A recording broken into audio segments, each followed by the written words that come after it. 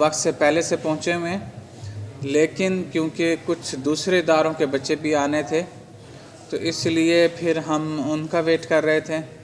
और ये प्रोग्राम जो है बहुत अरसा पहले कम्युनिकेट कर दिया गया था, तो आज हमारा तो हमने तो क्योंकि अरेंजमेंट करना था तो हमारे तो इल्म में था, लेकिन जो दीगर इदारों के बच्चे हैं वो नहीं पहुंच पाए अभी तक, रास्ते में। तो उस पॉइंट ऑफ व्यू से हम थोड़ा सा इंतज़ार कर रहे थे, तो कमर साहब इस्लामाबाद से ट्रैवल करके वक्त से पहले पहुंचे हुए थे। तो एक तो हम माज़रत खा भी हैं कि थोड़ा सा अरेंजमेंट के लिए हम चाह रहे थे कि सारे बच्चे जो हैं वो इकट्ठे हो जाएं। तो अब आज का जो सेमिनार है, उस सेमिनार में अगर आपने जर्मनी वर्क पर्पज़ या वर्क वीज़े के लिए जाना हो, यानी वहाँ पे नौकरी या जॉब के लिए जाना हो, और आई थिंक शायद इवन स्टडीज़ के लिए भी जाना हो, तो उसका वीज़ा लेने के लिए क्या प्रोसेस है, उसके लिए क्या तरीक़ाकार है जर्मनी जाने के लिए, ठीक है। उस पे सेमिनार है। बात ये कि कमर सदीक़ साहब जिस वक्त ये स्टेज संभालते हैं, तो उस वक़्त मैं चाहूँगा कि आप पूरी तनदही से उनकी गुफ्तगू सुनें। 2 मसाइल हमें हो गए हैं अभी फ़ौरन ही, वरना 1 घंटे का सेमिनार आप बिजली के होते हुए एंजॉय कर सकते थे, लेकिन वो जो है बिजली चली गई है। उम्मीद है अभी थोड़ी देर में आ जाएगी, अल्लाह खैर करें। तो 2 मसाइल हो गए। एक तो अभी फ़िलहाल हमारा मल्टीमीडिया नहीं चल सकता, दूसरा साउंड जो है डायरेक्ट हमने आपको सुनानी है, तो इसलिए कोई शोर नहीं करेगा। आपने अगर कोई बात करनी है तो आप बाहर चले जाएंगे, यहाँ शोर नहीं करेंगे। अभी बाहर से हमने कुछ ज़्यादा बच्चे बिठा लिए हैं, क्योंकि अभी बाहर से बच्चे आएंगे तो कुछ बच्चों को हम शायद यहाँ के बच्चों को हम बाहर भेज देंगे, क्योंकि कुछ बाहर के बच्चे भी हमने दूसरे इदारों के बच्चे भी अकोमोडेट करने हैं। तो अब मैं चाह रहा हूँ कि सर पर मल्टीमीडिया के बगैर हो जाएगा ना काम, क्योंकि ज़्यादातर तो हदायत और गुफ्तगू है इस प्रोसेस से मुतल्लिक़। तो अब आपसे यही मेरी गुजारिश होगी कि जैसे माशाल्लाह आपने मुझे रिस्पेक्ट दी है, और वहाँ तक आ रही है आवाज़ मेरी, तो आप खामोश बैठे हैं। हालांकि मैं तो जर्मनी के वीज़े के मुतालिक नहीं बता रहा, मैं तो जनरल बात कर रहा हूँ। तो जो आगे हो रहा है वो बहुत इम्पॉर्टेंट है, लेक्चर और प्रेजेंटेशन। उम्मीद है थोड़ी देर में बिजली भी आ जाएगी, तो आपने बहुत तवज्जो से उसको सुनना है, ठीक है। और उस दौरान कोई शोर ना हो, हमें उठकर आपको खामोश ना कराना पड़े। मुख्तलिफ़ शोबों के बच्चे यहाँ बैठे हैं, तो आपने ख़ुद इस चीज़ का ख्याल करना है। और उसमें मैं अपना तारुफ शुरू में नहीं करा पाया। Mohammad Haider Zaidi, district placement officer हूँ। फ़हीम साहब बैठे हैं, इंडस्ट्री लिंकेजेस ऑफ़िसर हैं साउथ जोन के, और आपके यहाँ से टीचर्स बैठे हुए हैं। कुछ बच्चे भी मुख्तलिफ़ इदारों से बाहर के पहुँचने वाले हैं, उनको हम यहाँ एडजस्ट करेंगे। तो ये आपको आज के सेमिनार से मुतल्लिक़ बता दिया। अब सेमिनार का टॉपिक आपको बता दिया ना कि जर्मनी जहाँ पे मैन पावर की बड़ी ज़रूरत रहती है, टेक्निकल मैन पावर की, तो वहाँ जाने के लिए जो या उसका जो वर्क प्रोसेस है, वीज़ा है, उससे मुतल्लिक़ सारी इन्फॉर्मेशन आपको दी जाएगी, और कमर सदीक़ अवान साहब ये इन्फॉर्मेशन मुहैया करेंगे। तो प्रोग्राम शुरू करने से पहले जो है हम एक बार तिलावत करा लेते हैं, ठीक है। और उसके लिए उसामा तशरीफ़ लाएंगे। उसामा हमें तिलावत कुरान पाक से महसूस करेंगे, और आपने इस दौरान भी बिल्कुल खामोश रहना है। और इसके बाद जो है कमर सदीक़ अवान साहब का हम लेक्चर शुरू करवाएंगे, उस दौरान भी आपने खामोश रहना है।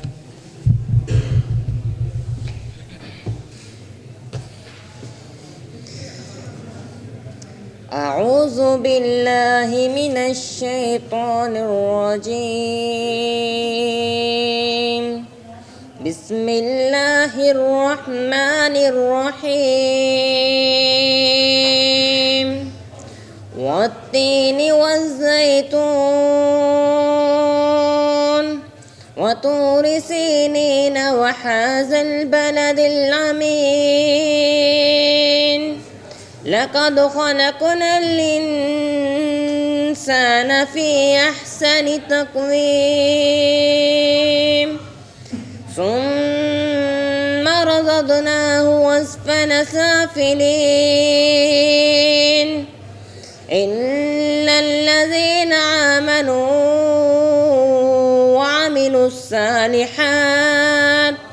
وعملوا الصالحات فلهم أجر غير ممنون فما يكذبك بعد بالدين أليس الله بأحكم الحاكمين صدق الله العظيم। हाँ जी, अब आपकी तालियों की गूंज में तालियां कर दें जी। तशरीफ़ ला रहे हैं सभी जवान। अनफॉर्चुनेटली लाइट नहीं है, बिजली नहीं है, इलेक्ट्रिसिटी ब्रेक डाउन है। आप लोगों को ये इतने अच्छे तरीके से शायद नज़र नहीं आएगा। मेरी कोशिश है फिर भी कि कुछ न कुछ आप लोगों को हल्का फुल्का सही से लेकिन कुछ न कुछ नज़र आ जाए। बहरहाल जी, सबसे पहले तो आपके इस इदारे के प्रिंसिपल साहब का और डिपार्टमेंट के हेड हैं उनका, प्लेसमेंट ऑफिसर साहब हैं, सर हैं, बाकी आपके असातिज़ा इकराम सबका मैं मशकूर हूँ कि आज यहाँ पे दावत दी और आप लोगों के साथ हम कलाम होने का मौका मिला। सर बहुत शुक्रिया आप लोगों का, थैंक यू वेरी मच। मोहब्बत है आपकी, आपने इतने प्यार से मोहब्बत से वेलकम भी किया, so nice of you. Kanwar Sadiq Aman मेरा नाम है जी। आवाज़ आ रही है आखिर तक? मेरे ख्याल में नॉर्मली मुझे ज़रूरत नहीं होती माइक की, लेकिन पिछले तकरीबन एक आध महीने से मुसलसल सफ़र में और मुख्तलिफ़ जगहों पे ट्रैवल करके आपके GCTs में सेशंस, तो गला थोड़ा सा हल्का सा परेशान है इस बात से, तो वो थोड़ी सी कभी आपको आवाज़ ना समझ आए तो दोबारा पूछ लीजिए अगर कोई चीज़ ना। पर ऐसे सेठ जी कि अच्छा इंग्लिश उर्दू की प्रॉब्लम तो नहीं है, इंग्लिश में हो या उर्दू में हो या मिक्स कर लेता है, ठीक, गुड। कंवर सदीक अमान मेरा नाम है और GIZ के साथ ताल्लुक़ है। GIZ क्या है इसके हवाले से थोड़ी सी बात करेंगे। GIZ में क्या किया जाता इसके हवाले से बात करेंगे, और आज आप लोगों के सामने आने का क्या मकसद है उसके हवाले से बात करेंगे। GIZ अगर मैं आप लोगों से पूछूं तो क्या लगता है आप लोगों को क्या है GIZ? अच्छा, इस सवाल जवाब के सेशन से पहले let me tell you one thing कि ये जो सवाल जवाब है इनका मकसद कोई गलत या सही की जांच नहीं है, कोई गलत या सही को तलाशना नहीं है। इसका मकसद ये है कि मैं ये जान सकूं, मेरा इदारा ये जान सके कि मैं और मेरा इदारा कहाँ पे खड़े हुए हैं और आप लोग कहाँ पे खड़े हुए हैं। तो if there is a gap तो उस गैप को कैसे फिल किया जा सकता है, तो ये मकसद है।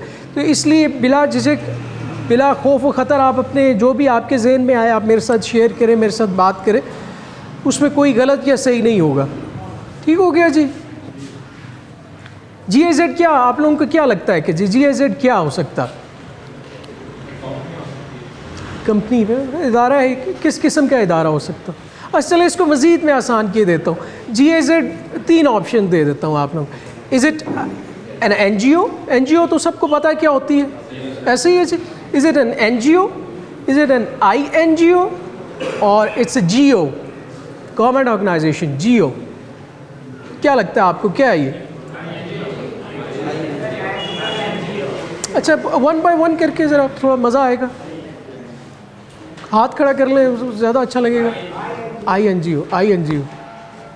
कोई और जी? NGO। इस तरफ से INGO।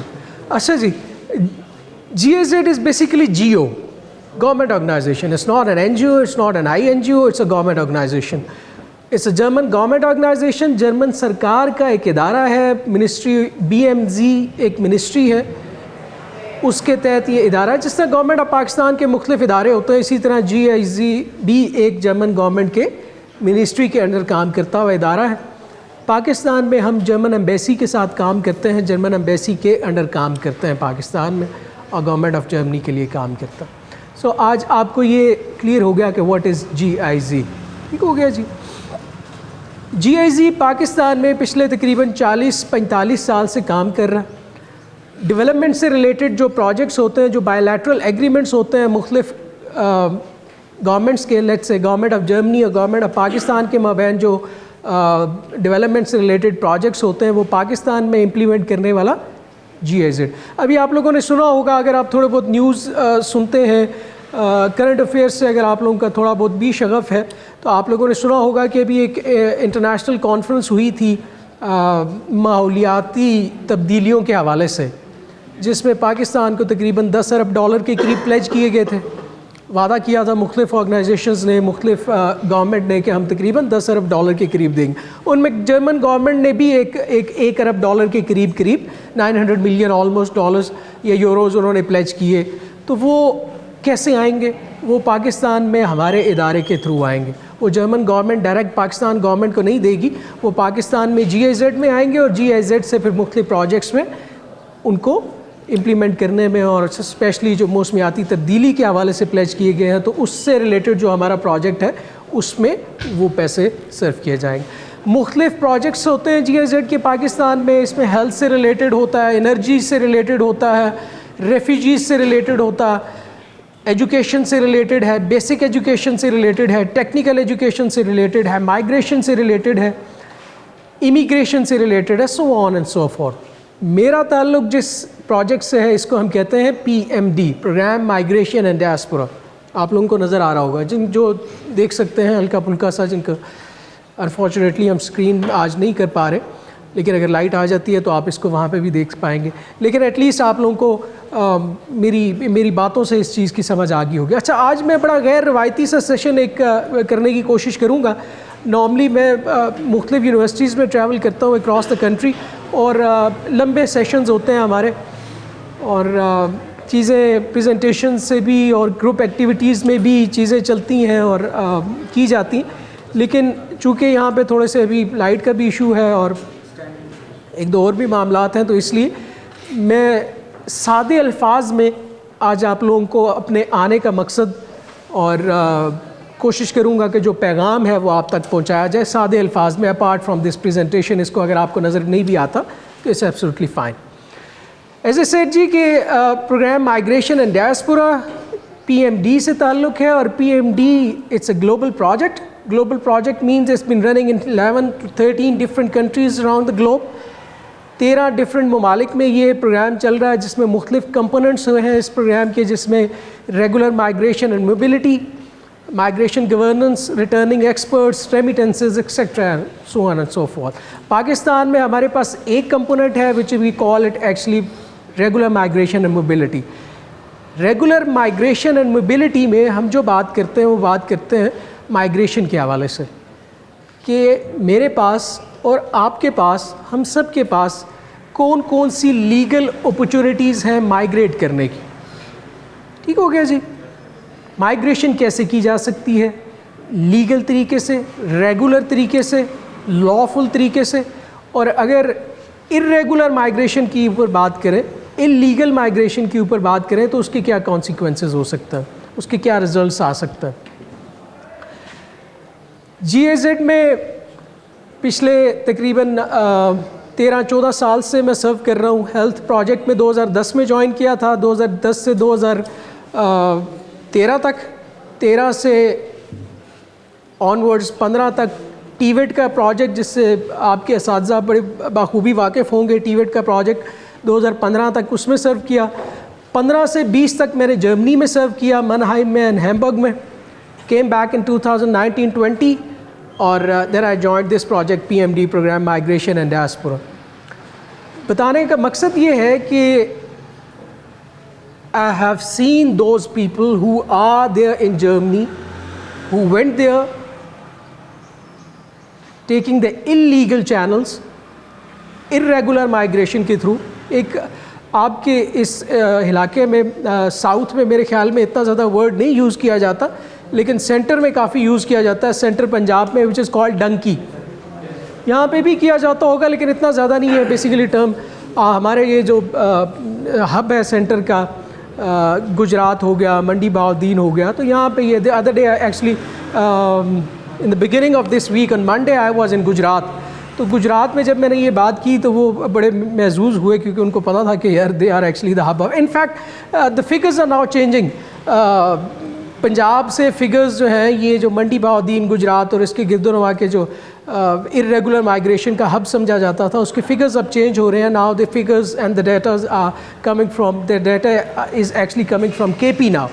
केपी वाली साइड पे ज़्यादा इरेगुलर माइग्रेशन हो रही है। तो ये बताने का मकसद ये था कि मैं ऐसे लोगों से वहाँ पे मिला हूँ और उन लोगों के साथ मेरा इंटरेक्शन हुआ। लेट मी टेल यू कि there is no future for irregular migration.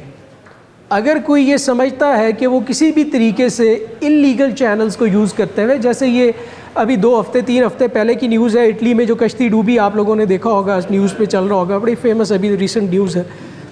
अगर ये लोग वहाँ पे पहुँच भी जाएँ तो इनका कोई फ्यूचर नहीं है। Eventually they had to come back. उसकी वजह ये है कि गवर्नमेंट इनको सपोर्ट नहीं करती, गवर्नमेंट इनके केसेस रिजेक्ट करती है। कौन सी गवर्नमेंट? गवर्नमेंट ऑफ जर्मनी, क्योंकि वो इलीगल चैनल्स से गए हुए हैं, इलीगल पाथवेज को यूज़ करके जाता है। तो there is no future. Let me tell you this one thing कि अगर आपने जाना है तो आपके लिए एक ही चैनल है, and that is actually the legal channel, legal pathway migration. Good जी। अच्छा, माइग्रेशन क्या होती है? हिजरत कर, उर्दू में अगर इसको हम करें तो हिजरत, अगर इसकी तारीफ़ करें, इसको डिफ़ाइन करें, एक जगह, सिंपल वर्ड्स पे, एक जगह से दूसरी जगह जाना। Okay, let me give you couple of options. आप लोगों का ताल्लुक मुल्तान से है और आप लोग इस्लामाबाद जाते हैं, इस्लामाबाद शिफ्ट हो जाता है, सिनेरियो नंबर 1, ठीक हो गया जी। आप लोगों का ताल्लुक मुल्तान पाकिस्तान से है और आप लोग जर्मनी, हैम्बर्ग, मनहाइम, किसी भी शहर में, Germany, Pakistan to Germany shift हो जाता है, माइग्रेट करता है, जाता है। दोनों में से माइग्रेशन कौन सी है? Second one. अच्छा, वो एक एक करके वो थोड़ा सा एंजॉय करेंगे सारे। बहुत है माइग्रेशन जी। पाकिस्तान से जर्मनी की तरफ जाना माइग्रेशन होगी, पाकिस्तान से जर्मनी की तरफ जाना माइग्रेशन होगी। Both are actually migration. आप जब एक जगह से दूसरी जगह जाते हैं, रीलोकेट होते हैं, चाहे वो विद इन द कंट्री हो या आउटसाइड द कंट्री हो, इट इज़ एक्चुअली माइग्रेशन। ये माइग्रेशन कहलाती है। माइग्रेशन की क्यों जाती है? बैठ के कोई बात, आराम से। बेहतर सहूलियात के लिए जी, कारोबारी मकासद के लिए जी, रोज़गार के लिए जी, एजुकेशनल पर्पसेस, तालीम के लिए जी, बेस्ट फ्यूचर के लिए जी। यार आप लोगों को सब पता है मैं क्यों आया हूँ यहाँ पे। Very good, very good, very good. हिजरत हमेशा की जाती है बेहतरी के लिए, ठीक है जी, बेहतरी के लिए। इसके पीछे एक ही मकसद होता है और वो होता है बेहतर मौक़ों की तलाश या बेहतरी के लिए। बेहतरी आपके किसी भी ज़िंदगी के किसी भी मामले में, चाहे वो प्रोफेशनल मामला हो या कुछ ज़ाती मामला हो, उसमें बेहतरी जब प्लान की जाती है तो उसमें हिजरत एक, नबी अकरम सल्लल्लाहु अलैहि वसल्लम ने भी हिजरत फरमाई थी। हमारे दीन इस्लाम में इसकी बड़ी अहमियत है हिजरत की। नबी पाक ने हिजरत फरमाई थी। कहाँ से कहाँ गए थे जी? मक्का से मदीना गए थे। क्यों गए थे? हालात मुवाफिक नहीं थे।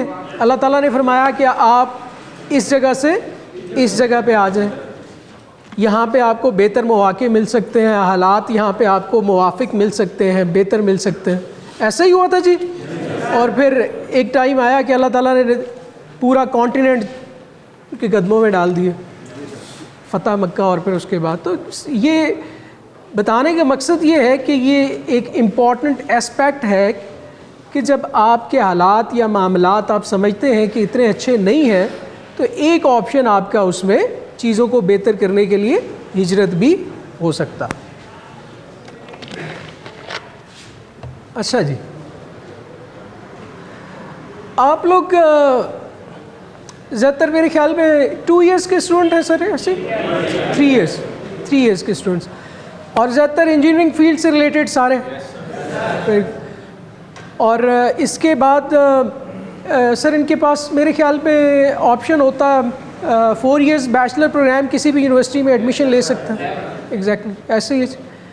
जो लोग दूसरे या तीसरे साल में हैं, जो बच्चे, आप लोगों ने लाजमी सोचा होगा कि यार I am about to complete my studies, I am in a terminal phase, what is the next, आगे क्या करना।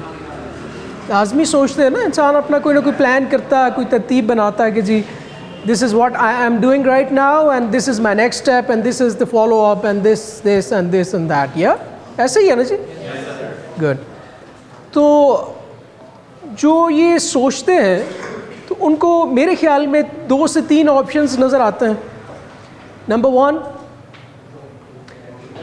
either to continue the studies somewhere in the university, enroll yourself in a 4 years bachelor program, number 1.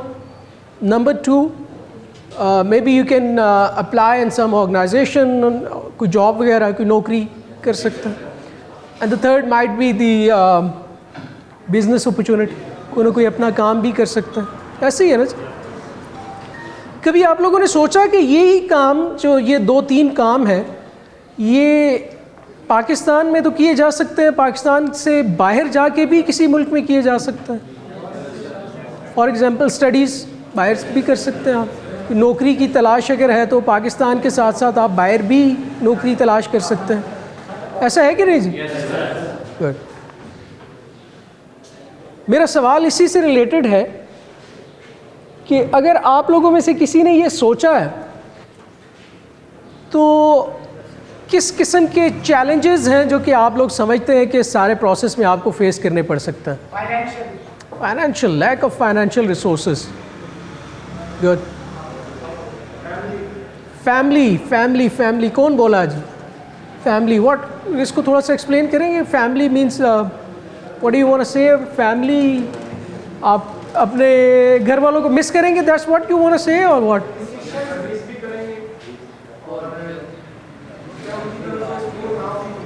Family की support. अच्छा, ये ज़्यादातर मामला ख़वातीन के साथ होता है। अक्सर जब मैं जाता हूँ यूनिवर्सिटीज़ में तो ख़वातीन ये ज़िक्र लाजमी करती हैं कि घर की जो है वो परमिशन, घर की तरफ से इजाज़त, सपोर्ट, ये मामला ख़वातीन से ज़रा ज़्यादा होता है, बच्चों में ये कम होता है।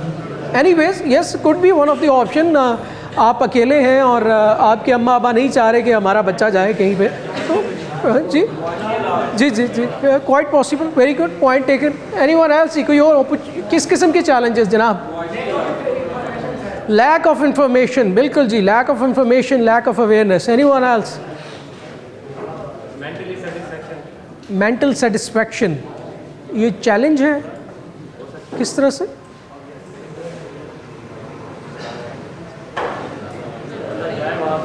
अच्छा, थोड़ी सी इनकी बात सुने। इतनी देर नहीं लगाएंगे हम लोग, मैक्सिमम 1 आवर, इससे ज़्यादा नहीं लगाएंगे। तो और उसके बाद आप लोगों को खुश भी करूँगा। आप लोगों के लिए खाने पीने का भी इंतज़ाम भी हमने किया हुआ है, तो आप लोग घबराइएगा नहीं। आप उसको ज़हन में रखें तो थोड़ा सा कोऑपरेट करेंगे। जी जी, प्लीज़ इनकी बात ज़रा गौर से सुने जी। सॉरी, ठीक। कोई और जी? यहाँ से बड़े खां जी प्लीज़। सॉरी, थोड़ा सा ऊँचा, कोई बात नहीं। वीज़ा प्रॉब्लम, ठीक है, ठीक। Financial crisis, lack of financial resources. कोई और जी? बेसिक फाइनेंशियल इशू ही है। आप लोगों में से कभी किसी ने कुछ सोचा हो? अच्छा जी, यू नो वेरी वेल, सुनिएगा मेरी बात। जी, environment, experience.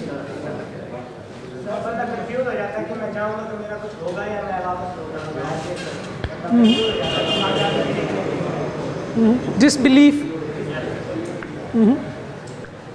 Ji.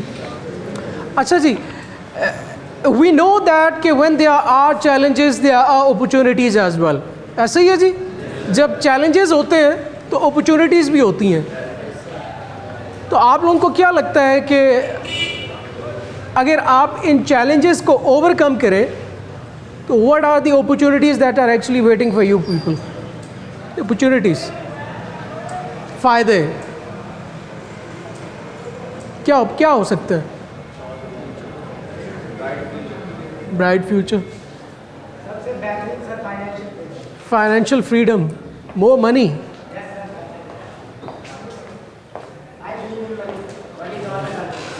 Good, not bad.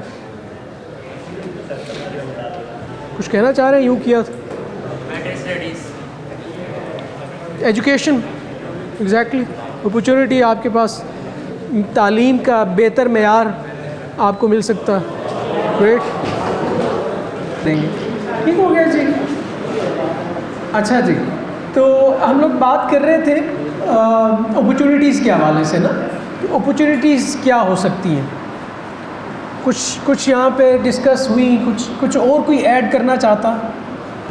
अच्छा जी, ये जो बच्चे अभी आए हैं, हमने कोई इस तरह की कोई चीज़ अभी तक की नहीं है, बस थोड़ी सी हम चीज़ें देख रहे थे, आप लोगों का ही इंतज़ार था। That's good that you guys are here ना। सो GIZ से मेरा ताल्लुक़ है, German development corporation, Qamar Sadiq Awan मेरा नाम है, और आज आप लोगों के सामने हम लोग माइग्रेशन के हवाले से बात करेंगे, लीगल माइग्रेशन के हवाले से कि लीगल अपॉर्चुनिटीज़ क्या हैं, लीगल मेयर्स क्या जर्मन गवर्नमेंट आपको प्रोवाइड कर रही है। तो इस हवाले से बात कर रहे हैं, तो अभी तक यही चीज़ें डिस्कस हो रही थी, कोई चीज़ नहीं। अच्छा जी, हम लोगों ने अपॉर्चुनिटीज़ को डिस्कस किया, चैलेंजेस को डिस्कस किया कि किस किस्म के चैलेंजेस इस सारे प्रोसेस में फ़ेस करने पड़ सकते हैं, या क्या अपॉर्चुनिटीज़ आपको मिल सकती हैं आफ्टर दिस प्रोसेस या दिस स्टेप। तो जो भी बातें हुई मेरे ख्याल में ऐसे ही है, कोई ऐसी चीज़ नहीं है कि जो कि गलत हो या सही हो। You are absolutely right. यही वो सारी चीज़ें हैं जिनको हम थोड़ा सा डिटेल में हल्का फुल्का सा मज़ीद डिस्कस करेंगे। टॉपिक के हवाले से, this is actually the topic, ये जो आपका वीज़ा है, it is one of the step in this process actually. तो आपने यहाँ पे तवज्जो कम देनी है और मेरी बात ज़्यादा सुननी है, क्योंकि मैं कोशिश कर रहा हूँ कि आप लोगों को सादे अल्फाज में मफ़हूम समझा के जा सकूँ कम वक्त में। ठीक हो गया जी। तो today's topic is actually the awareness of potential migrant with regular and safe migration pathways, triple win context जी। इसको हम कहते हैं कि ये ट्रिपल विन कॉन्टेक्स्ट है। ये जो चीज़ें हमने अभी डिस्कस की अपॉर्चुनिटीज़ और चैलेंजेस के हवाले से, जब भी कोई माइग्रेट करता तो बेसिकली 3 एंटिटीज़ इसमें इन्वॉल्व होती हैं। Number 1 migrant, number 2 country of origin, and number 3 is country of destination. Migrant कौन है? माइग्रेंट मैं और आप, हम सब पोटेंशियल माइग्रेंट्स हैं। ठीक हो गया जी। कंट्री ऑफ ओरिजिन क्या है जी?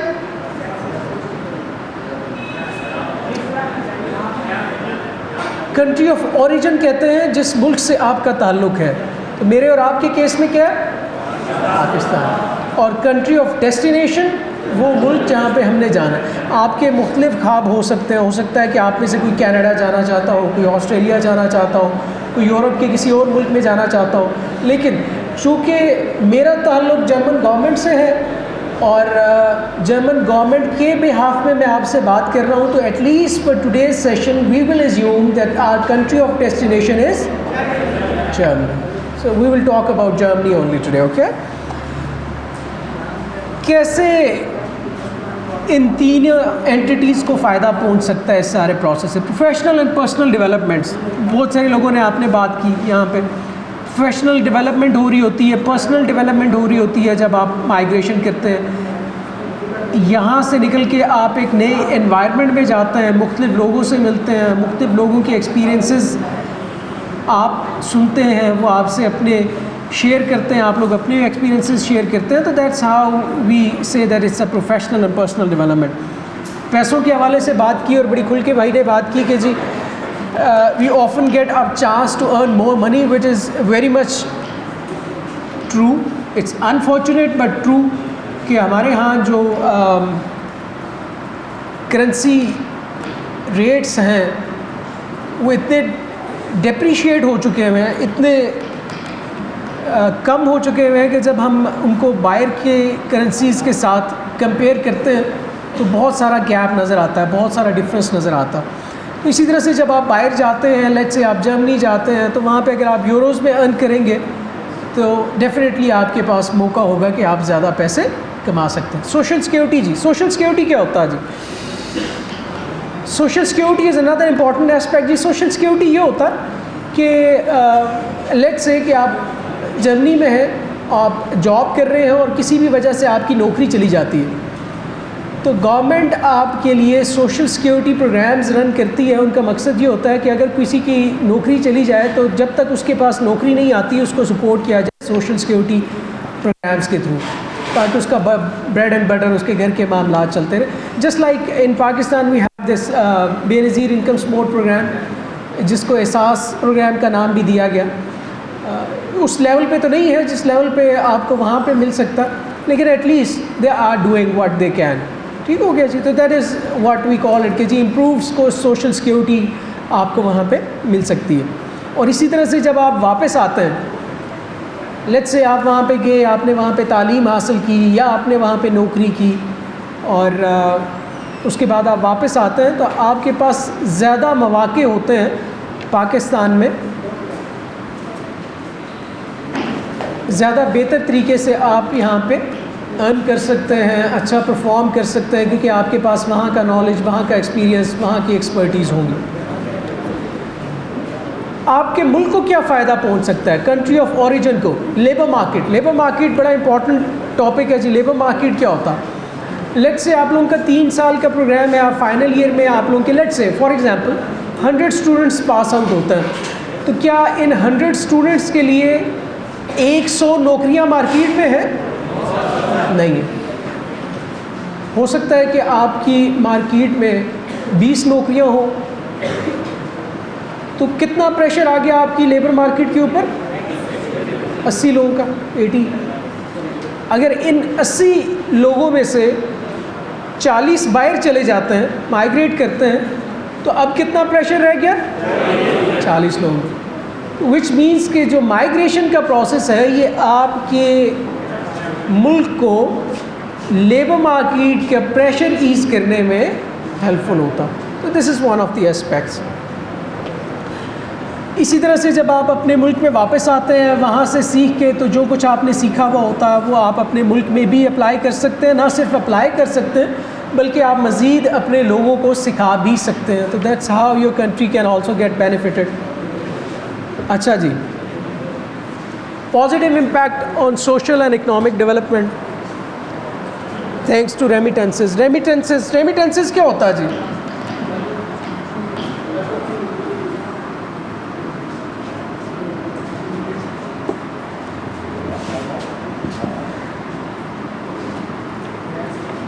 इससे आवाज़ आ रही? अच्छा अच्छा जी। रेमिटेंसेस ये होता है कि जी जब आप लोग बाहर जाते हैं तो आप अपने मुल्क में पैसे वापस भेजते हैं लीगल चैनल्स के थ्रू। आपकी फैमिलीज़ हैं यहाँ पे, आपने उन्हें सपोर्ट करना, तो उस सपोर्ट के लिए जब आप पैसे भेजेंगे तो वो पैसे एक्चुअली रेमिटेंसेस कहलाता है। हमारे यहाँ तो वैसे ही आजकल बड़ा शोर है कि डॉलर्स नहीं है, डॉलर्स की कमी है। तो जब आप रेमिटेंसेस भेजेंगे, those remittances actually help your country to flourish your labour market, your economic development, उसमें आपकी हेल्पफुल होती है।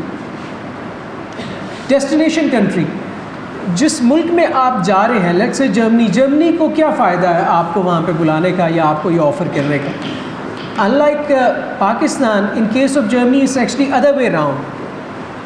पाकिस्तान में हमने क्या देखा कि आपकी लेबर मार्केट क्या है? प्रेशराइज्ड है। नौकरियां तलाश करने वाले लोग ज़्यादा हैं और नौकरियां कम हैं। In case of Germany it's other way round, वहाँ पे नौकरियां ज़्यादा हैं और नौकरियां तलाश करने वाले लोग कम हैं। Right now today's figure 1.5 million jobs are waiting for you people. 1.5 million, 15 lakh से ज़्यादा नौकरियां आप लोग, लेकिन कौन से लोग? Those who have some kind of a skill, जिसके पास कोई ना कोई स्किल है, मेरे जैसा फारिग आदमी नहीं, आप जैसे स्किलफुल लोग, इनकी ज़रूरत है। ठीक हो गया जी। तो जब आप लोग वहाँ पे जाएंगे तो जिस मुल्क में आप जाएंगे, आप जर्मनी में जाएंगे, तो उनको इस तरह से फ़ायदा होगा कि उनकी लेबर मार्केट जिसमें अफराद की ज़रूरत है, अनफरादी क़ुव्वत की ज़रूरत है, वो उनको मैसर होगी और वो मज़ीद तरक्की करेगी। इसी तरह से कल्चरल एक्सचेंज के हवाले से भी एक पॉइंट है कि उससे भी उस मुल्क को फ़ायदा पहुँचता है, मुख्तलिफ़ इलाक़ों से कल्चर वहाँ पे इकट्ठा होता है तो उसको भी वो सेलिब्रेट कर सकता है। अच्छा जी,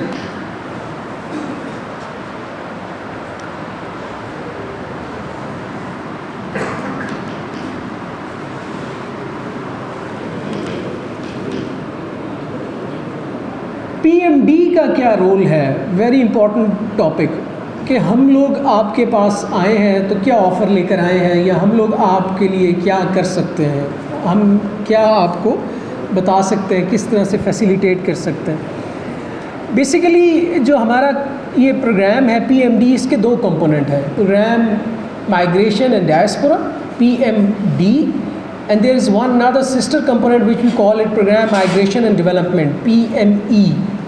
अच्छा, इसको छोड़ दीजिएगा, प्रेजेंटेशन को छोड़ दें। अब मेरी बात को अगर सुने तो मेरे ख्याल में वो ज़रा ज़्यादा आपको, क्योंकि मैंने बताया कि गैर रवायती से सेशन कर रहा हूँ आपको समझाने के लिए चीज़ें, तो ये इन चीज़ों को आप छोड़ दें। PME क्या करता है जी? PME बेसिकली करता है कि जो लोग रिटर्नीज़ होते हैं, जो मुख्तलिफ ममालिक से वापस आते हैं पाकिस्तान में, उनको वापस सोसाइटी के अंदर किस तरह इंडल्ज किया जाए, वापस सोसाइटी में कैसे उनको जम किया जाए, उनको पाँव पे कैसे खड़ा किया जाए, फाइनेंशली भी, मॉरली भी, सोशली भी, हर लिहाज से किस तरह से उनको अपने पाँव पे खड़ा किया जाए, उसके हवाले से काम करते हैं। कोविड में आप लोगों ने सुना होगा बहुत सारे लोग वापस आए पाकिस्तान में बैरून मुल्क से, जिन्होंने अपनी नौकरियाँ खो दी वहाँ पर। तो बहुत सारे लोगों को हमने सपोर्ट किया, किस तरीके से हम उनको मुख्तलिफ बिज़नेस डेवलपमेंट की ट्रेनिंग्स देते हैं, बिज़नेस करने का तरीका सिखाते हैं, फिर उनसे बिज़नेस प्रपोज़ल लेते हैं कि आप क्या काम कर सकते हैं, उसमें हम उनको बिज़नेस खड़ा करके देते हैं, फाइनेंशियली सपोर्ट करते हैं। इसके अलावा हम कुकिंग की, फ़ोटोग्राफ़ी की, टेलरिंग की, जो लोग इंटरेस्टेड होते हैं उनको हम ट्रेनिंग्स देते हैं 1 महीने की, और उसके बाद उनको इन काइंड सपोर्ट प्रोवाइड करते हैं। इन काइंड सपोर्ट होती है कि अगर किसी ने टेलरिंग का कोर्स किया है तो उसको एक सिलाई मशीन, एक अच्छी, जिससे एक प्रोफेशनल सिलाई मशीन जिसकी कीमत 2-3 लाख रुपए तक होती है, वो हम देते हैं ताकि वो अपना काम कर सके। इसी तरह अगर कुकिंग से रिलेटेड है तो कुकिंग जिसने सीखी है उसको, आप लोगों ने देखा होगा मार्केट्स में फूड कार्ट्स होती हैं, फूड कार्ट्स जो कि तकरीबन 4-5 लाख रुपए की कॉस्ट करती है, वो हम उन्हें फ्री ऑफ कॉस्ट प्रोवाइड करते हैं ताकि वो अपना बिज़नेस शुरू कर सकें।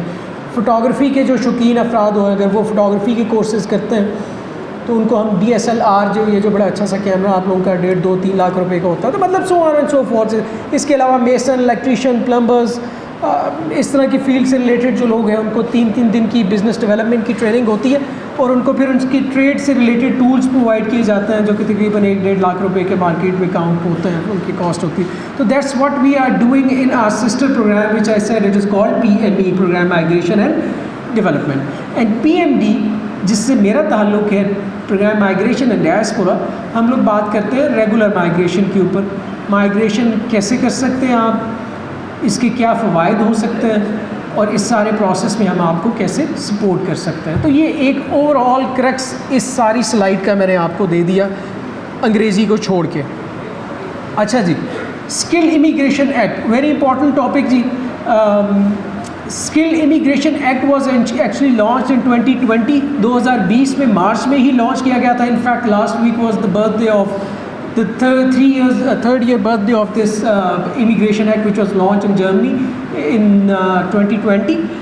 पर्पज़ ये था, बल्कि इससे पहले क्या होता था, इससे पहले ये होता था कि अगर कोई जॉब अपॉर्चुनिटी आई है जर्मनी में तो वो एज़ पर लॉ सबसे पहले हक समझा जाता था किसी भी जर्मन का।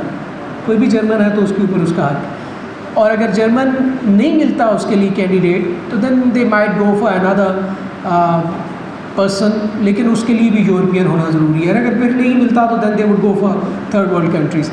This actually act ensures that there would be no more discrimination, कोई इम्तियाजी सलूक नहीं होगा इसके बाद। if you have the right skill, if you have the right experience, if you have the right knowledge, आपके पास स्किल है, नॉलेज है, एक्सपीरियंस है, आप उनकी रिक्वायरमेंट के मुताबिक पूरा उतरते हैं, तो it doesn't matter if you are a German, if you are a European और इफ़ यू आर पाकिस्तानी और एनी अदर कंट्री, आपके पास भी उतना ही हक है उस नौकरी को हासिल करने का. तो that is what this skill immigration act 2020 ensures. सादे अल्फाज में बता रहा हूँ. अच्छा जी, ये प्रोसेस किया कैसे जाता है, वेरी इंपॉर्टेंट जी. ये तो इसकी बेसिस मैंने आपको बता दी. अब ये प्रोसेस कैसे किया जाता है, इसको हम कहते हैं 4 स्टेप अप्रोच. 4 स्टेप्स हैं जिनमें ये सारा प्रोसेस किया जा सकता है. Number 1, recognition of professional qualification. Number 2, proof of German language skills. Number 3, search for a job और training place. And number 4 is actually the visa application, जो कि आपका ये यहाँ पे डिस्प्ले हो रहा है. As I said in the beginning that this is one of the steps of this whole process. It's not what we are only talking about the visa process. We are actually talking about the whole process कि ये सारा process किया कैसे जाता. So number 1, recognition of professional qualification. इसको छोड़ दें, जो मैं कहना चाह रहा हूँ या कहूँगा उसको ज़रा सुनिएगा. Recognition क्या है? पाकिस्तान में एक इदारा है जिसको हम कहते हैं HEC,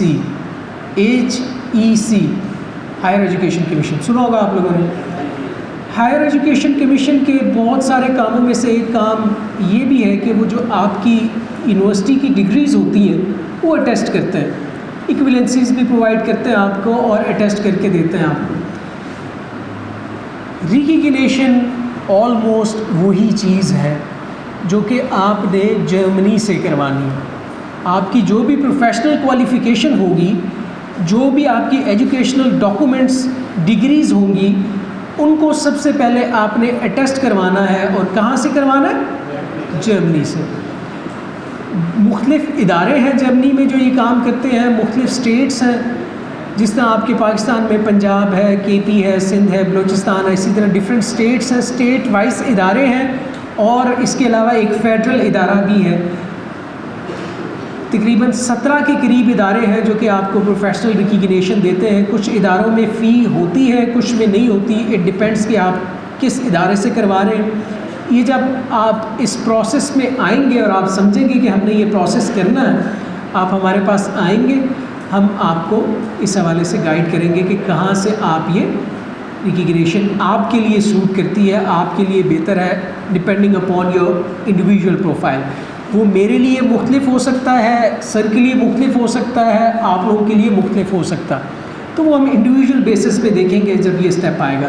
लेकिन ये बात आपको समझ आ गई कि first step is recognition of professional qualification. जब तक ये नहीं होगी, आपको कोई जॉब ऑफ़र नहीं करेगा. किसी स्टडी प्रोग्राम में अगर आप एनरोल होना चाहते हैं, स्टडी प्रोग्राम में शायद हो जाएंगे एनरोल, लेकिन अगर आप जॉब करना चाहते हैं तो उसके लिए आपको ये स्टेप लाजमी लेना पड़ेगा. इसकी मुख्तलिफ लेवल्स होते हैं: full recognition, partial recognition and no recognition. Once again in simple words, let's say आपने 3 ईयर्स का प्रोग्राम किया. 3 ईयर्स के प्रोग्राम में आपने 15 सब्जेक्ट्स पढ़े. I don't know how many subjects आपने पढ़े हैं, लेकिन लेट्स अज्यूम कि आप लोगों ने 15 सब्जेक्ट पढ़े और एक आपका ही कोर्स है जर्मनी में ऑफ़र किया जा रहा है और उसमें जर्मन इदारे ने 18 सब्जेक्ट्स पढ़ाए हैं अपने बच्चों को. I am just giving an example. हो सकता है ऐसा ना हो. आपका और जो उनका लेवल है उसमें एक फ़र्क आ गया ना. आपने 15 पढ़े हुए और उन्होंने 18 पढ़े हुए, तो there is a gap in between. So when you will go for the recognition, you might get the partial recognition, क्योंकि आपका एक गैप है, आपने कम पढ़ा हो सकता है कि वहाँ पे 15 हो और 15 आपने पढ़े हुए हों, तो then it is called full recognition. आपको फुल रिकग्निशन अपनी डिग्री की. And when there is no recognition, मतलब मैच नहीं करता, तो which means that we are in a wrong business. Actually हमने अपनी जो रिकग्निशन करवानी है उसका इदारा ठीक नहीं है, ये टॉपिक ठीक नहीं है, what ever. So simple words में आप लोगों को समझाने की कोशिश कर रहा हूँ. इसी में कुछ प्रोफेशंस रेगुलेटेड होते हैं, कुछ प्रोफेशंस नॉन रेगुलेटेड होते हैं। वो जब आप हमारे पास आएंगे तो आपकी इंडिविजुअल प्रोफाइल को देख के हम आपको सजेस्ट करेंगे कि आपका कौन सा पाथ है, कौन सा आपने रास्ता चूज़ करना है। ठीक हो गया जी, समझ आ गई इसकी? कोई मुश्किल चीज़ तो नहीं है, सिंपल आसान अल्फाज में आपने डिग्री को वेरीफाई करवाना है जर्मनी से। लेकिन ये एक लेंथी प्रोसेस है, एक टाइम कंज्यूमिंग प्रोसेस है। इस सारे प्रोसेस में हो सकता है 4, 5, 6, 7, 8 महीने भी लग जाए, depending upon your degree, depending upon the institute from where we are getting the recognition. तो ये इन सारी चीज़ों के रिवॉल्व करेगा। लैंग्वेज स्किल्स जी वेरी वेरी वेरी इंपॉर्टेंट। आपने देखा होगा कि हमारे पंजाब में जो लोग मकई के दाने भूनते हैं, रेडी लगी होती है ना, मकई के दाने भूनते हैं, उसको हम छिल्ली भी कहते हैं, भुट्टा भी कहते हैं। ये कौन लोग होते हैं ज़्यादातर? एग्जैक्टली पठान भाई होते हैं, केपी से आए हुए होते हैं ज़्यादातर। जब वो शुरू में आते हैं तो क्या वो आपके साथ पंजाबी में इंटरेक्ट कर सकते हैं? नहीं कर सकते। But with the passage of time वो आपकी इस बात समझने भी लग जाते हैं और बोलने भी लग जाते हैं। ऐसा है कि नहीं है? उस दाने भूनने वाले को क्या ज़रूरत पड़ी कि वो आपकी ज़बान सीखे? बिजनेस, क्योंकि उसने यहाँ पे रहना है, आपके साथ काम करना है, आपके साथ बातचीत करनी है। तो जब तक वो आपकी ज़ुबान में नहीं बोलेगा तो उसका काम नहीं चल सकता, वो सरवाइव नहीं कर सकता पंजाब में। अगर वो पश्तो बोलता रहे तो आपको समझ आएगी? नहीं आएगी। तो उसकी मजबूरी है सीखना। तो same is the case when we will go to Germany, तो हमने जर्मन ज़बान सीखनी है। हम जर्मन ज़बान सीखेंगे तो ही हमारा काम चलेगा। इसके मुख्तलिफ लेवल हो सकते हैं, but the good news is for you people कि आप लोगों को इतना ज़्यादा लेवल रिक्वायर्ड नहीं होगा, क्योंकि आप लोग इंजीनियरिंग फील्ड से हैं। इंजीनियरिंग में इतना ज़्यादा लेवल नहीं रिक्वायर्ड होता। उसकी वजह ये है कि जो प्रोफेशंस जनरल पब्लिक के साथ ज़्यादा इंटरेक्शन रखते हैं, मिसाल के तौर पे नर्सिंग प्रोफेशन, डॉक्टर्स, नर्सेस और पैरामेडिकल स्टाफ जो भी है, जो किसके साथ ज़्यादा इंटरेक्शन होता है, किसके साथ ज़्यादा कम्युनिकेशन होती है? आम आवाम के साथ। तो जब आप आम आवाम के साथ बात करेंगे तो आपको लैंग्वेज का एक सर्टन लेवल अचीव करना ज़रूरी है।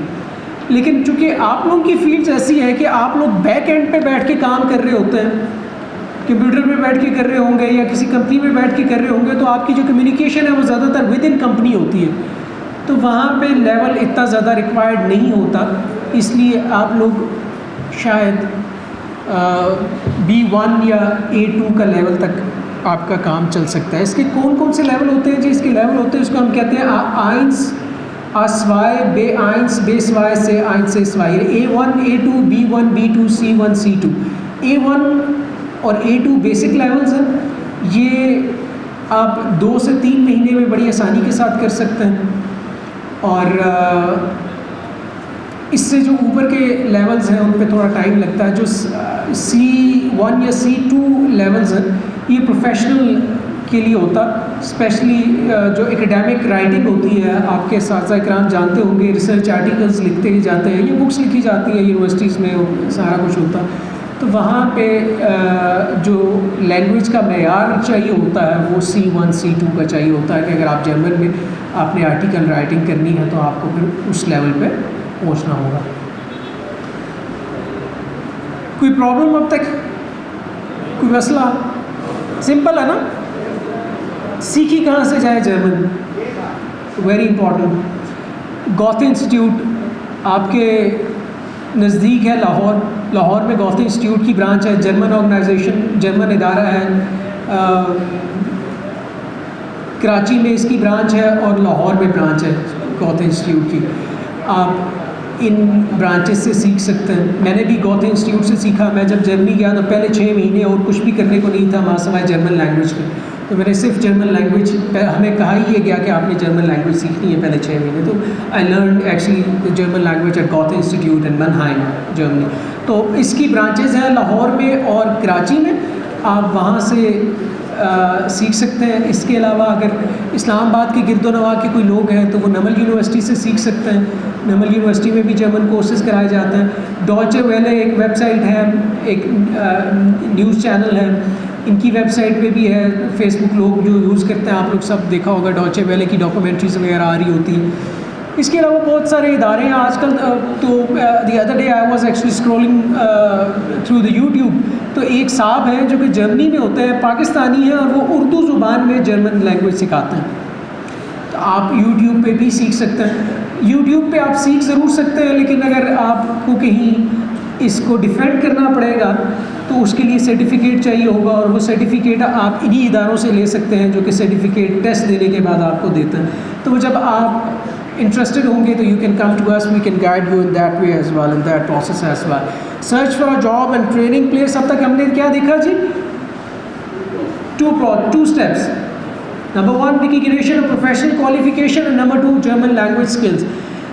ये जो पहला स्टेप है, as I said, it might take some time. ठीक हो गया जी? तो हम ये जो दूसरा स्टेप है, इसको हम पहले स्टेप के साथ पैरेलल लेके चल सकते हैं। आप रिकग्निशन के प्रोसेस में आए और साथ साथ जर्मन लैंग्वेज भी सीखते जाएं। ठीक हो गया जी? The third step is actually to find a place. आपने जाना कहाँ पे है? अगर आप लोगों का स्टडी का प्रोग्राम है तो आपने स्टडी के लिए अपने कोर्सेज को जो आप करना चाहते हैं उनको शॉर्ट लिस्ट करना है, डिफ़ाइन करना, उससे रिलेटेड यूनिवर्सिटीज़ देखनी है कि कौन सी यूनिवर्सिटीज़ हैं जो कि आपके कोर्सेज ऑफर कर रही हैं। For example mechanical engineering, electrical engineering, IT से रिलेटेड जो भी आप अगर कोई कोर्स कर रहे हैं तो उससे रिलेटेड आप बैचलर्स करना चाहते हैं या मास्टर्स करना चाहते हैं या आप पीएचडीज़ कोई करना चाहते हैं, तो वो भी इसी तरीके से अपनी यूनिवर्सिटीज़ को शॉर्ट लिस्ट करके तो अपने प्रोग्राम को में अप्लाई कर सकते हैं। दैट इज़, ये सारा प्रोसेस ऑनलाइन होता है। आप यूनिवर्सिटीज़ की वेबसाइट पे जाएंगे, हर चीज़ वहाँ पे मौजूद है, सारी रिक्वायरमेंट्स वहाँ पे उन्होंने दी हुई होती है। Just like in this institute, जब आपने जीसीटी मुल्तान में दाखिला लिया तो यहाँ पे कोई ना कोई क्राइटेरिया होगा, कोई रिक्वायरमेंट्स होंगी। फॉर एग्जांपल आपने फॉर्म फिल करना है जी, आपने फ़ी वाउचर सबमिट करवाना है, आपने अपनी शनाख्ती कार्ड की कॉपी नहीं तो अपने वालिद साहब की शनाख्ती कार्ड की कॉपी देनी है, अपनी पुरानी तालीमी असनाद देनी है, मैट्रिक है या जो भी है, अपनी पासपोर्ट साइज पिक्चर्स देनी है, सो ऑन एंड सो फोर्थ। एक प्रोसेस से आप गुजरे ना, एक डॉक्यूमेंट की आपने एक पूरा पलंदा तैयार किया, ऐसे ही था जी। तो सेम इज़ द केस कि जब आप जर्मन यूनिवर्सिटीज़ के लिए अप्लाई करेंगे या टेक्निकल इंस्टीट्यूट्स के लिए या कॉलेजेस के लिए, तो वहाँ पे भी इसी तरह की रिक्वायरमेंट होगी और वो रिक्वायरमेंट उनकी वेबसाइट के ऊपर मेंशन है। वहीं पे उनको आपको तरीका भी बताया हुआ है कि आपने कैसे ये रिक्वायरमेंट पूरी करनी है, और फिर वहीं पे आपने ऑनलाइन अप्लाई करना है, सबमिट करनी है, और आपको वहीं से उसका रिस्पांस मिलेगा, वहीं से आपको रिप्लाई आएगा। अगर किसी प्रोसेस की समझ नहीं आती तो आप उनको आप उनको ईमेल करें, आप उनको कांटेक्ट करें, फ़ोन पे आप उनको कांटेक्ट करें, they will get back to you. Unlike Pakistan के जहाँ पे इट्स वेरी डिफ़िकल्ट कि आप कोई यूनिवर्सिटी आपको वापस ईमेल करे, आपके ईमेल का जवाब दे। अनफॉर्चुनेट बट इट्स ट्रू कि पाकिस्तान में इस तरह से नहीं एंटरटेन किया जाता, लेकिन बाहर आपको जर्मनी में ज़रूर एंटरटेन करेंगे। आपकी अगर कोई क्यूरी है आप उनको लिखें, they may take some time, maybe 2, 4, 5 दिन, but they will eventually send you a reply, they will get back to you for sure.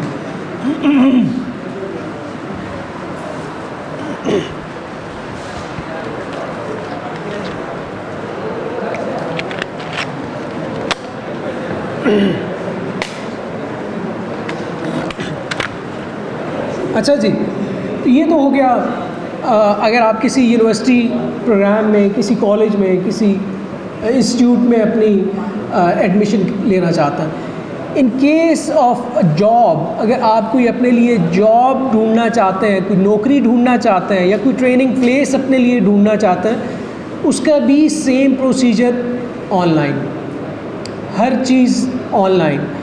आपने देखा होगा पाकिस्तान में भी मुख्तलिफ़ ऑर्गेनाइजेशंस हैं, मुख्तलिफ़ कंपनीज़ हैं, इदारे हैं, कारखाने हैं, जितने भी उनके सबकी ज़्यादातर आजकल नौकरियां उनकी पोर्टल्स बने हुए हैं उसके ऊपर आ रही होती हैं, या फिर एक सेंट्रलाइज्ड पोर्टल जैसे कि लिंक्डइन है, ये रोज़ी पाकिस्तान में है, रोज़ी पे जॉब्स आती है, तो इसी तरह जर्मनी में भी बेतहाशा वेबसाइट्स हैं, जॉब पोर्टल्स हैं जिन पे आपको जॉब अपॉर्चुनिटीज़ मिल जाती हैं। फॉर एग्जांपल इंडीड है, जिंग है, लिंक्डइन है, इसके अलावा बेतहाशा ऑप्शंस हैं। आप लोगों ने करना सिर्फ ये है कि गूगल पे जाना है, इंटरनेट हर बंदा इस्तेमाल कर सकता है आजकल। गूगल पे जाना है और लिखना है job hunting platforms in Germany. For example keyword search keyword आप लिखेंगे तो उससे आपको इसके अलावा भी जितने भी ऑप्शंस हैं वो भी आपको मिल जाएंगे वहाँ पर। उसी तरह जिस तरह से स्टडी प्रोग्राम का है, इसका भी आपकी रिक्वायरमेंट्स होंगी। आपने उन रिक्वायरमेंट्स को देखना है, क्या रिक्वायरमेंट्स हैं, उनको फुलफ़िल करना। They will call you for the interview, online interviews होंगे और फिर आपको offer letter, job offer letter मिल जाएगा। कौन कौन से प्रोफेशंस हैं जो कि इन डिमांड है आजकल, ये वो एक लिस्ट है जो कि हमें मिलती है, वहाँ से चेंज होती रहती है। जो अभी लिस्ट है इसमें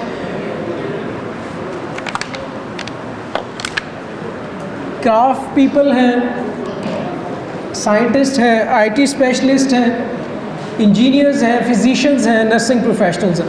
ये वो लोग हैं जिनकी आजकल ज़्यादा ज़रूरत है। आप लोगों का शोबा, जितने शोबा जात हैं वो सारे इसी में आते हैं ना जी, इंजीनियरिंग में। एग्जैक्टली। तो आप लोगों की वहाँ पे अशद ज़रूरत है। अगर आप लोग इस सारे प्रोसेस में जाएं तो मेरे ख्याल में देयर आर ब्राइट चांसेस कि you will get this opportunity. वैसे हमारे पास वीडियोस भी होती हैं, एज ए सेड कि हम बड़ी एक डिफरेंट किस्म का सेशन करते हैं, लेकिन आज थोड़ा सा मुख्तलिफ करना चाह रहा हूँ मैं। वीज़ा जी, जब आपके पास आपने पहला स्टेप कर लिया, रिकग्निशन ऑफ प्रोफेशनल क्वालिफ़िकेशन आपका हो गया, आपके पास जर्मन लैंग्वेज का प्रूफ आ गया, आपने कोई ट्रेनिंग प्लेस, कोई नौकरी, कोई यूनिवर्सिटी में या कॉलेज में कोई प्लेस अपने लिए कोई देख ली जगह, तो next step is visa process, one of the very important step. It's a hectic process, it's a lengthy process, time consuming process, but a doable thing। कोई ऐसी चीज़ है जी कि जो नामुमकिन है? नहीं है ना, हर चीज़ की जा सकती है। ये जो प्रोसेस है, इस प्रोसेस का जो आगाज़ होता है वो होता है अपॉइंटमेंट से। वीज़ा की अपॉइंटमेंट लेनी होती है आपने जर्मन एम्बेसी इस्लामाबाद से या कॉन्सुलेट इन कराची। कैसे ली जाती है appointment? Simple 5 minutes process. Embassy की वेबसाइट पे जाएंगे या कॉन्सुलेट कराची की वेबसाइट पे जाएंगे, मुख्तलिफ वीज़ा कैटेगरीज होती हैं वहाँ पे। कोई स्टडी के हवाले से जाना चाहता है तो स्टडी वीज़ा के लिए अप्लाई करेंगे, कोई जॉब के लिए जाना चाहता है तो जॉब के लिए, अगर कोई फैमिली रीयूनियन के लिए जाना चाहता है, लेट्स से किसी की फैमिली है वहाँ पे और वो फैमिली को बुलाना चाहता है वहाँ पे, तो उसके लिए family reunion. And there is a 4th category, we call it job search visa. अगर कोई ये चाहता है कि मैं जर्मनी जाके अपने लिए नौकरी देखूँ तो there is one option which we call it job search visa. आप जॉब सर्च वीज़ा 6 महीने का लेके जर्मनी जा सकते हैं और अपने लिए नौकरी देख सकते हैं। जैसे आप लोगों ने सुना होगा UAE का 3 महीने का विज़िट वीज़ा लेके बहुत सारे लोग यहाँ से जाते हैं और फिर वहाँ पे नौकरियाँ तलाश करते हैं, इंटरव्यूज़ देते हैं, वापस आते हैं और फिर विज़िट वीज़ा का स्टेटस चेंज करके जॉब वीज़ा पे आप वापस जाते हैं नौकरी करने के लिए। अनलाइक इन जर्मनी आपको वापस नहीं आना पड़ेगा, your status will be change over there from job search visa to job visa. तो this the 4th category. 5 minute का ये प्रोसेस है, ऑनलाइन आप एम्बेसी की वेबसाइट पे जाके कर सकते हैं। इस एक प्रोसेस के लिए आपके मार्केट में बैठे हुए एजेंट्स और कंसल्टेंट्स आपसे 50,000 रुपये से 1 लाख रुपये तक लेते हैं और वो भी यही काम करते हैं, ऑनलाइन जाके वेबसाइट पे आपके लिए अपॉइंटमेंट बुक करते हैं। इसके अलावा उनका कोई चाचा, कोई मामा, कोई तो ताया एम्बेसी में नहीं बैठा हुआ जो कि उनको वो करके देगा और ये काम आप खुद से कर सकते हैं। तो कम से कम आज आप लोगों के मैंने 50,000 1 लाख रुपए बचा लिए जी। Very good. अच्छा जी, एम्बेसी के ऊपर बेतहाशा वर्कलोड है, बेतहाशा प्रेशर है आजकल, स्पेशली आफ्टर कोविड का एक बैकलॉग है। दूसरा, it's very unfortunate but it's true कि हर बंदा आजकल पाकिस्तान से जाना चाहता है due to uncertainty, due to political and economic situation of the country. तो बेतहाशा लोगों ने अपनी एप्लीकेशन सबमिट की हुई हैं, लाइन में लगे हुए हैं, कोशिश कर रहे हैं। तो उसकी वजह से एम्बेसी के ऊपर बेतहाशा प्रेशर है, वर्कलोड है।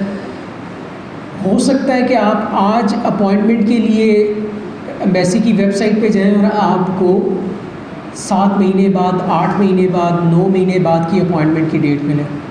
It's quite possible. लेकिन उसको हम इस तरीके से स्मार्टली ओवरकम कर सकते हैं कि जैसे मैंने आपको बताया कि आपका जो पहला स्टेप था that was actually recognition of professional qualification. It's a time taking process, उसमें 3 महीने से लग के 7-8 महीने भी लग सकते हैं।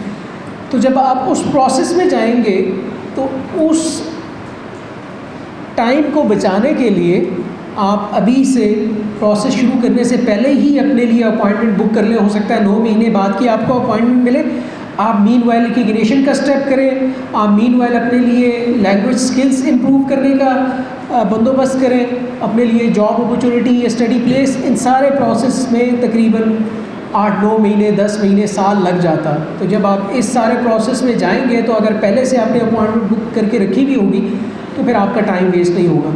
अनलाइक कि अगर आप ये सारा कुछ करने के बाद, जॉब ऑफ़र लेटर लेने के बाद या स्टडी अपॉर्चुनिटी को लेने के बाद, किसी यूनिवर्सिटी में एनरोल होने के बाद आप एम्बेसी की वेबसाइट पे जाएं, पता लगे जी अब 10 महीने बाद अपॉइंटमेंट है, तो वो सारा किया इधर आपका ज़ाया हो जाए। तो इसको हम इस तरह स्मार्टली कर सकते हैं कि पहले इसको नंबर 4th स्टेप को जाके पॉइंट 1 को करके अपॉइंटमेंट बुक करके और बाकी का स्टेप्स हम स्टार्ट पे शुरू कर दें तो हमारा टाइम सेव हो सकता है। नेक्स्ट क्या होता है जी? नेक्स्ट ये होता है कि जब आपकी अपॉइंटमेंट की डेट होगी तो आप एक लिस्ट ऑफ डॉक्यूमेंट जो कि एम्बेसी की वेबसाइट पे दी हुई है, मैंने भी वहीं से कॉपी पेस्ट की। It could be different for job search visa, it could be different for job visa, it could be different for family union और वट एवर इट इज़। जो भी आपकी कैटेगरी है उसके हवाले से ये मुख्तलिफ हो सकता है। ठीक हो गया जी। आपने अपनी कैटेगरी से रिलेटेड डॉक्यूमेंट्स की लिस्ट को अपने पास डाउनलोड कर लेना है, एक चेकलिस्ट बना लेनी है और 1 बाय 1 अपने डॉक्यूमेंट्स कंप्लीट करते जाना है। फॉर एग्जांपल एप्लीकेशन फॉर्म, कोई मुश्किल काम है एप्लीकेशन फॉर्म फिल करना, हो सकता है 8-10 सफ़ों का एप्लीकेशन फॉर्म हो, लेकिन कोई ऐसी चीज़ नहीं पूछी होगी जो कि कोई रॉकेट साइंस आपसे, उसमें आपसे ही रिलेटेड चीज़ें होंगी जो पूछी गई भी होंगी। Passport size pictures, biometrics etcetera etcetera, वो पूरी लिस्ट आपको वहाँ पे मिल जाएगी। आपने खुद से वो डॉक्यूमेंट्स तैयार करने हैं और उन डॉक्यूमेंट्स को उसी तरतीब के साथ जिस तरतीब में एम्बेसी की वेबसाइट पे 1 2 3 4 5 दिया हुआ, इसी तरह 1 2 3 4 5 पाइल अप करना। अपनी अपॉइंटमेंट की डेट पे एम्बेसी जाना है, वीज़ा ऑफिसर आपसे इंटरव्यू लेगा एंड देन ही और शी विल डिसाइड कि आपको वीज़ा मिलेगा या नहीं मिलेगा। लेकिन अगर आपकी डॉक्यूमेंटेशन कंप्लीट है, सारी चीज़ें पूरी हैं, तो मैं नहीं समझता कि कोई भी आपको रोक सकता है वीज़ा इशू होने से। ठीक हो गया जी। 4th step approach, recognition of professional qualification, language, jobs या यूनिवर्सिटी प्लेस और वीज़ा। ठीक हो गया। इन सारे प्रोसेस में अगर आपको कोई चीज़ समझ नहीं आती, आपको किसी किस्म की मदद की ज़रूरत है, किसी एडवाइस की ज़रूरत है, किसी गाइडेंस की ज़रूरत है, किसी सपोर्ट की ज़रूरत है, तो वो हम आपको प्रोवाइड करने के लिए बैठे हुए होंगे। That is what our role is. हम इंडिविजुअल बेसिस पे भी आपके केसेस, आप हमारे ऑफिस में भी आ सकते हैं। If somebody wants to visit us in Islamabad, they can come to me, they can visit me in Islamabad in SBC Serena Business Complex और OPF Overseas Pakistanis Foundation। 2 जगह हैं जहाँ पे मैं बैठता हूँ, वहाँ पे आके आप मुझे मिल सकते हैं। Let me tell you that the whole process will be cost free. आपसे कोई पैसे चार्ज नहीं करेंगे, बल्कि अगर आप हमारे पास आएंगे तो आपको चाय भी पिलाएंगे और बिस्किट भी खिलाएंगे।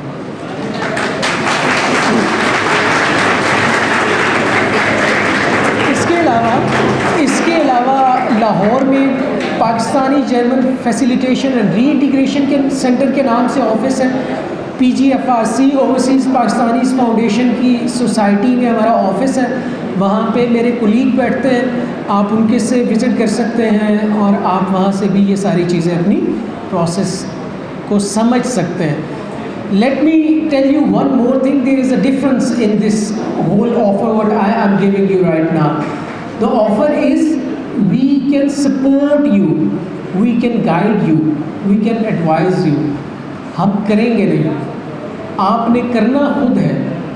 ये सारा प्रोसेस आपने खुद करना है, हम आपको इस प्रोसेस में मदद करेंगे, रहनुमाई देंगे। एक चाइनीज़ प्रोवर्ब है कि अगर किसी पे एहसान करना है तो उसको मछली पकड़ने का तरीका सिखाओ, मछली पकड़ के ना दो। तो that is what our role is. हम ये चाहते हैं कि आपको मछली पकड़ने का तरीका सिखाया जाए, मछली आप लोग खुद पकड़े, हम लोग नहीं पकड़ के देंगे आपको मछली।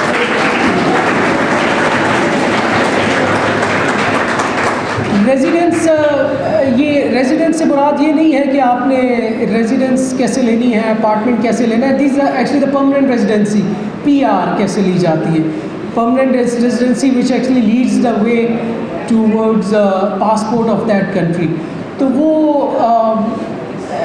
अक्सर आप लोगों ने सुना होगा, आपके गिरदोरमा में अगर कोई बाहर गया है तो उससे पूछा जाता है कि जी उन्होंने कागज़ लब्बे कि नहीं लब्बे, कागज़ लब्बे कि नहीं लब्बे। तो 2000 एक्चुअली कागज़, वो permanent residency documents, permanent residency के बारे में बात हो रही होती है, तो उसका लीगल स्टेटस वहाँ पे परमानेंट रेजिडेंसी का मिला कि नहीं मिला, तो वो क्या प्रोसेस होता है, उसको कैसे किया जाता है, ये जब आप इंशाल्लाह वहाँ पे जाएंगे तो हमसे ज़्यादा तेज़ हो चुके होंगे, तो आपको हमारी ज़रूरत नहीं पड़ेगी। लेकिन इन केस अगर आपको हमारी ज़रूरत पड़ती है तो we can facilitate you in that process as well.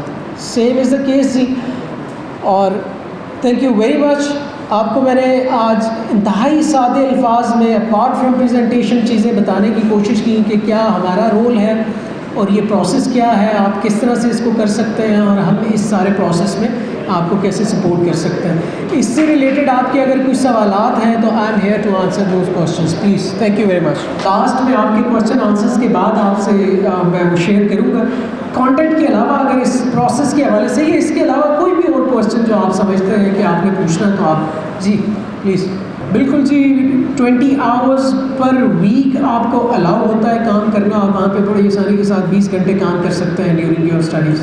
वीज़े का खर्चा कितना होगा, किस हवाले से, जॉब के हवाले से, अगर तो आप किसी ऑर्गेनाइजेशन के बुलावे पे जाते हैं, फॉर एग्ज़ाम्पल आपने कोई इंटरव्यू दिया और आपको ऑर्गेनाइजेशन ने सिलेक्ट किया, आपके पास जॉब ऑफर लेटर है, तो किसी किस्म का कोई ख़र्चा नहीं, आपने टिकट लेना है और एम्बेसी की वीज़ा फ़ी जितनी भी होगी, 100 है या 1000 यूरो है, जितनी भी है, मुझे नहीं पता अभी क्या करंट उनकी फ़ी है, लेकिन जितनी भी फ़ी है एम्बेसी की, वो फ़ी जमा करानी और टिकट लेना और जाना है, दैट्स इट, कोई खर्चा नहीं है।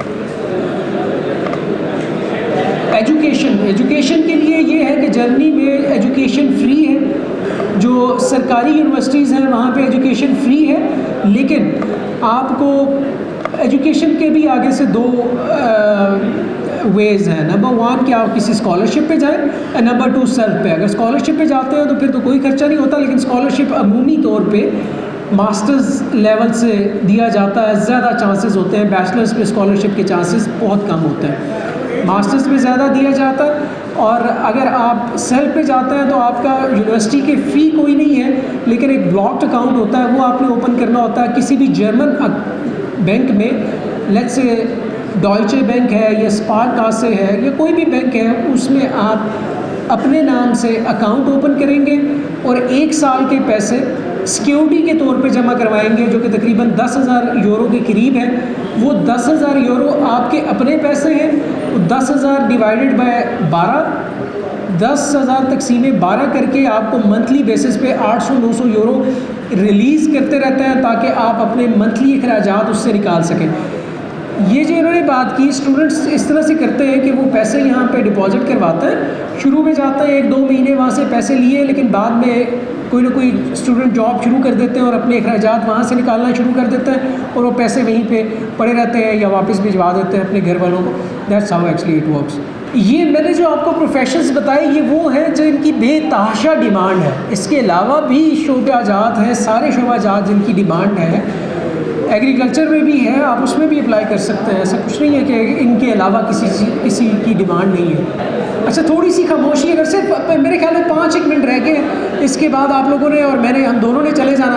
आप लोग गपशप लगाते रहिएगा। कोई और सवाल जी इधर से ये पूछना चाह रहे थे? अच्छा, वो मैंने आपको बताया कि अपॉइंटमेंट का मकसद ये है कि आप अपने डॉक्यूमेंट्स वहाँ पे लेके जाएं, पासपोर्ट लेके जाएं, अपना बाकी के डॉक्यूमेंट्स लेके जाएं। वीज़ा के लिए आप उनसे रिक्वेस्ट करेंगे कि जी ये इस मकसद के लिए मैं जा रहा हूँ, तो मुझे वीज़ा इशू किया जाए। ये मकसद होता है अपॉइंटमेंट लेने का। उस पर आपका इंटरव्यू होता है एम्बेसी में, आपके डॉक्यूमेंट्स चेक होते हैं और फिर आपको वीज़ा इशू होता है या नहीं इशू होता है। आप उसको रीस्केड्यूल कर सकते हैं, रीस्केड्यूल कर सकते हैं। वो एम्बेसी की वेबसाइट पे ही आप उसको अपनी अपॉइंटमेंट का रीस्केड्यूल करने का ऑप्शन होता है। आईएलटीएस की ज़रूरत पड़ती है अगर आप यूनिवर्सिटी में एडमिशन लेते हैं, तो आईएलटीएस डिपेंड करता है आप किस किस्म के प्रोग्राम में जा रहे हैं। जर्मनी के लिए अमूमन इतना ज़्यादा आईएलटीएस रिक्वायर्ड नहीं होता, अनलाइक ऑस्ट्रेलिया और कनाडा जिसमें 7.5 बैंड चाहिए होते हैं। जर्मनी में नॉर्मली 6 से भी काम चल जाता है। अगर आप किसी अच्छे तरीके से सर्च करें तो ये आपको मिल जाता है वहाँ पे programme. Age limit as such कोई नहीं होती, लेकिन स्कॉलरशिप की अपनी प्री रिक्वेस्टीज़ होती हैं। फॉर एग्जांपल आप मास्टर्स के लिए कर रहे हैं, मास्टर्स से मुराद 18 ईयर्स ऑफ एजुकेशन एमफिल। अगर आप उसके लिए कर रहे हैं तो एक तो आपकी 16 ईयर्स ऑफ एजुकेशन पाकिस्तान में कंप्लीट होनी चाहिए, प्लस आप जिस डिग्री के लिए अप्लाई कर रहे हैं और आपकी जो पहली डिग्री है उसमें 5 साल से ज़्यादा का गैप नहीं होना चाहिए, maximum 5 years. And the third कि आपने अपनी जो प्रीवियस डिग्री है उससे रिलेटेड एटलीस्ट 2 साल जॉब की भी होगी, 2 साल का जॉब एक्सपीरियंस। ये प्री रिक्वेस्टीज़ हैं स्कॉलरशिप के लिए। अगर इस क्राइटेरिया पे आप ऊपर पूरा उतरते हैं तो फिर आप स्कॉलरशिप के लिए अप्लाई कर सकते हैं। वहाँ पे भी है और हम लोग वो भी अपने वक्त ही काम कर रहे हैं, लेकिन पॉपुलेशन इतनी नहीं है, इंडस्ट्रीज़ ज़्यादा है इसलिए रिक्वायरमेंट ज़्यादा है। हमारे यहाँ तो पॉपुलेशन ज़्यादा है, इंडस्ट्रीज़ ना होने के बराबर है, इसलिए नौकरियाँ नहीं है ना। वहाँ पे तो बेतहाशा इंडस्ट्रीज़ हैं, उनकी डिमांड भी ज़्यादा है। रिकग्निशन ऑफ क्वालिफिकेशन जो है ये डिपेंड करता है आप कहाँ से करेंगे। ये फ्री ऑफ कॉस्ट भी हो सकती है और इसकी कॉस्ट भी हो सकती है 100 से लेके 500 यूरो तक हो सकती है। और इसी तरह लैंग्वेज स्किल्स ये गौथी इंस्टीट्यूट की अपने फ़ीस स्ट्रक्चर्स हैं, नवी यूनिवर्सिटी के अपने फ़ीस स्ट्रक्चर्स हैं। वो जब आप उसमें जाएंगे तो आप हर चीज़ आपको मिल जाएगी वहाँ पे, उसमें आप देख सकते हैं आराम से। कोई और सवाल जी? थोड़ा सा अगर खामोश हो तो क्या पता मुझे समझ आ जाए क्या पूछ रहे हैं। अच्छा जी, अगर कोई और सवाल नहीं है तो ये मेरे कॉन्टैक्ट इन्फॉर्मेशन है qamar.awan QAMARAWAN@giz.de। अगर आप मुझसे कांटेक्ट करना चाहते हैं तो आप मुझे ईमेल करेंगे और अपने लिए अपॉइंटमेंट लेंगे, then we will discuss your cases अगर आप इसको करना चाहते हैं। ठीक हो गया जी? Email. Thank you very much जी, बहुत बहुत शुक्रिया आपका।